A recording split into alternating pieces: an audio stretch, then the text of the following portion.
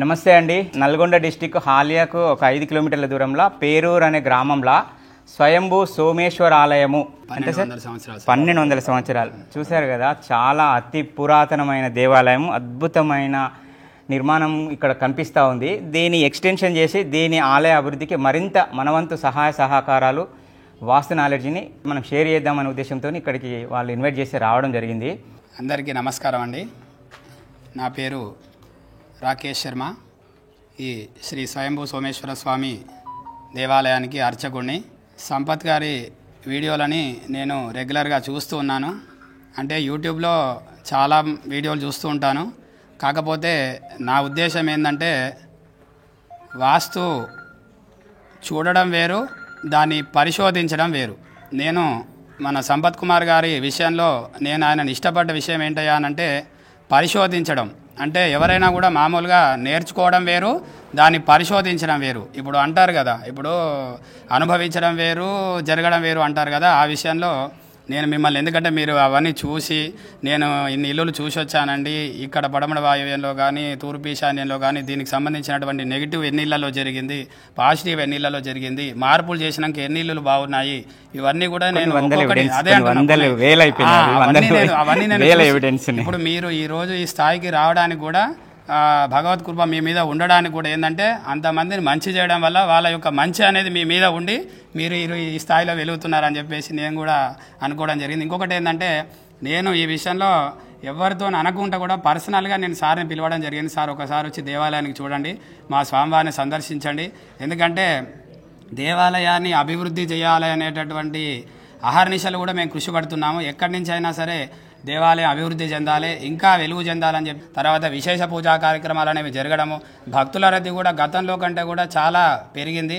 అలాగే డెవలప్మెంట్ కోసం కూడా మన ఎండోమెంట్స్ నుంచి కూడా నిధులు అనేవి శాంక్షన్ అయినవి, అలాగే మండప నిర్మాణం అనేది కూడా జరుగుతుంది. కాబట్టి ఇవన్నీ కూడా అభివృద్ధికి ముందడుగని చెప్పేసి ఆ స్వామివారు సంపత్ కుమార్ గారిని కూడా పంపడం జరిగింది. అంటే ఇంకా అభివృద్ధి చెందుతుంది మీ దేవాలయం, మీరు ఎటువంటి సందేహపడకండి అని చెప్పేసి పంపడం జరిగింది.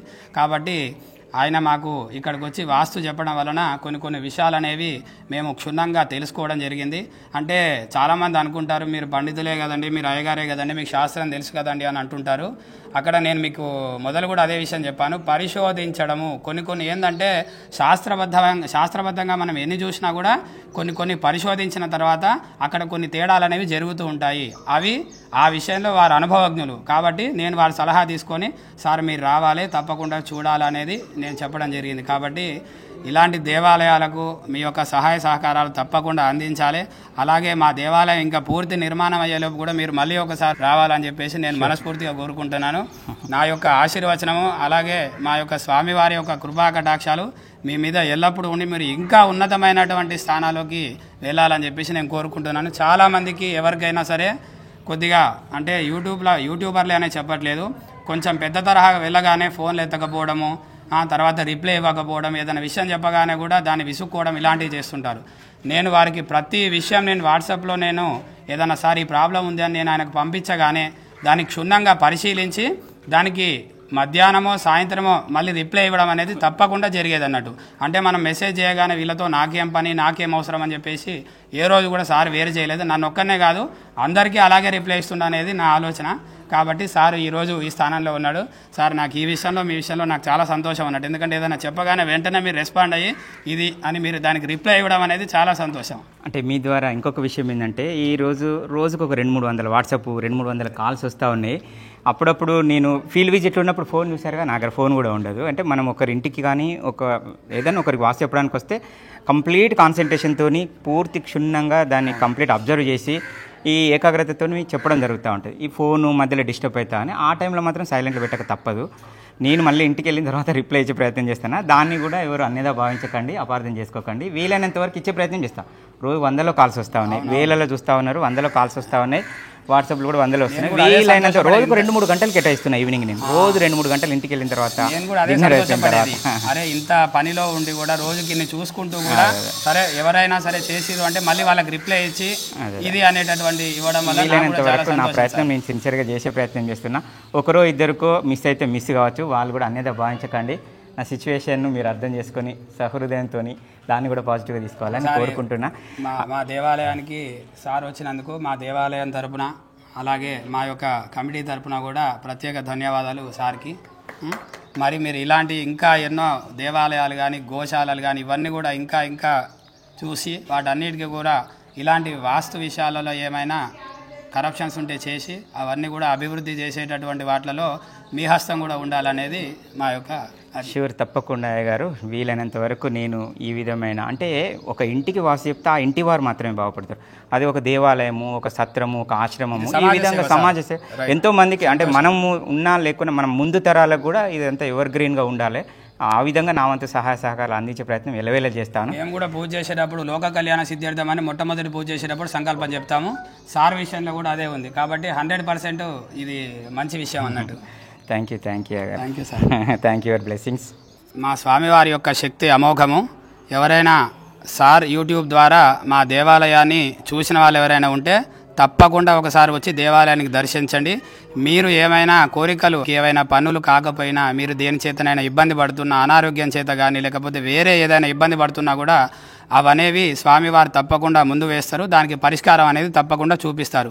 మీరు ఒక్కసారి ఇక్కడికి వచ్చి శ్రీ స్వయంభూ సోమేశ్వర స్వామి దేవస్థానానికి వచ్చి స్వామివారిని దర్శించుకొని వెళ్ళండి. ఇంకొకసారి మీరు తప్పకుండా వస్తారు. పరమేశ్వర అనుగ్రహ ప్రసాద సిద్ధిరస్తు. లోకా సమస్తాః సుఖినో భవంతు, సర్వే జనాః సుఖినో భవంతు. టెంపుల్కు 4 వైపుల దారి ఉంది. ఇంకో విషయం ఏంటంటే ఎక్కడైనా సరే మనము శివునికి అభిముఖంగానే ఎదురుగా మనకు నంది విగ్రహం అనేది ఉంటుంది. ఇక్కడ మాత్రము శివునికి అభిముఖంగా కాకుండా కొద్దిగా పక్క వైపు ఉంది.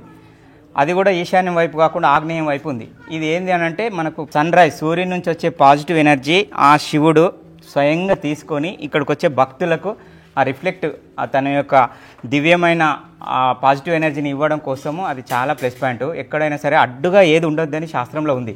ఏదైనా ఒక నిర్మాణం అది దేవాలయంలో దేవుడైనా సరే మనం ఇంట్లో పూజకు సంబంధించి దాదాపు వీలైనంత వరకు ఒక విండో అన్న వెంటిలేటర్ అన్న పెట్టాలని చెప్తా ఉంటాను నేను పూజ గదిలో కూడా.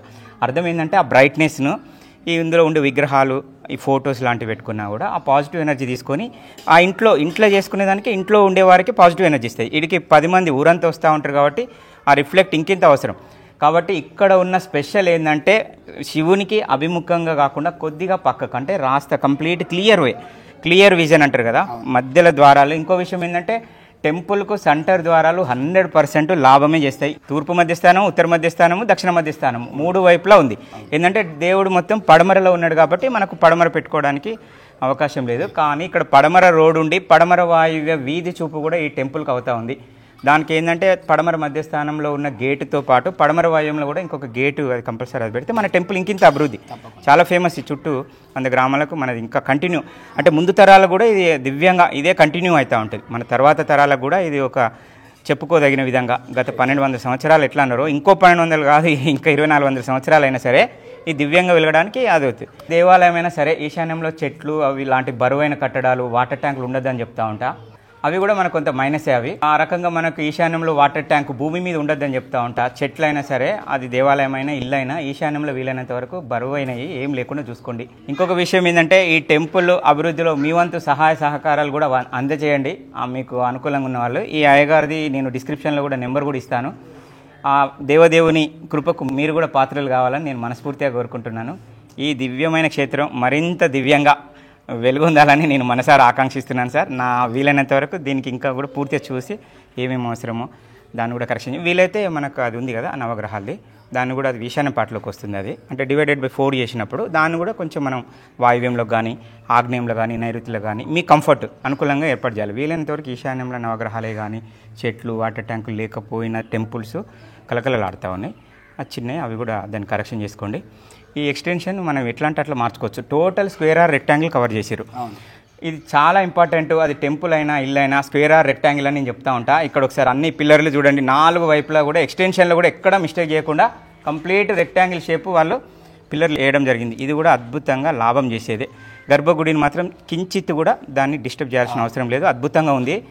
ఇంకొక మహా అద్భుతమైన విషయం ఏంటంటే 1200 సంవత్సరాల క్రితమే కంపాస్ వ్యవస్థ లేని రోజులలో కూడా 90 డిగ్రీస్కి ఉంది. 1 డిగ్రీ కూడా డిఫరెన్స్ లేకుండా. ఇది ఎంత అద్భుతం.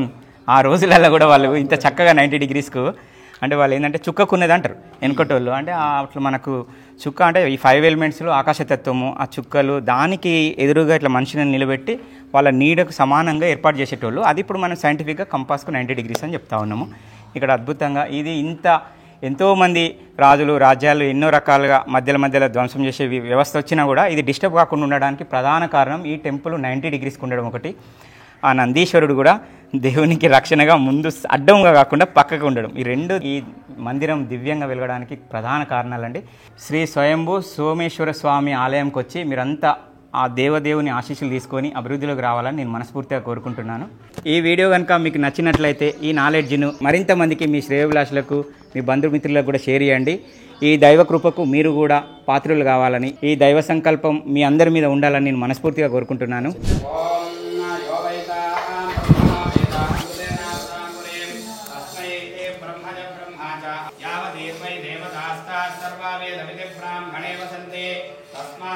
ब्राह्मणेभ्यो वेद विद्यो दिवे दिवे नमस्कुर्यान्न शतमानं भवति शतायुः पुरुषः श्रुतेन्द्रिय